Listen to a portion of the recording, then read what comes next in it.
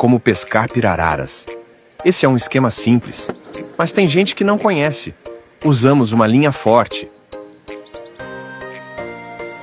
uma chumbada grande,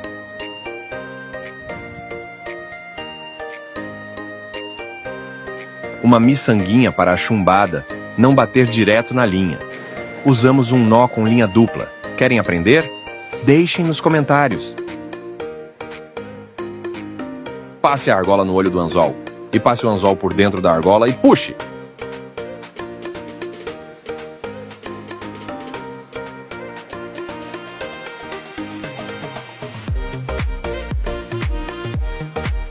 E assim ficou pronto. É só iscar e mandar para a água.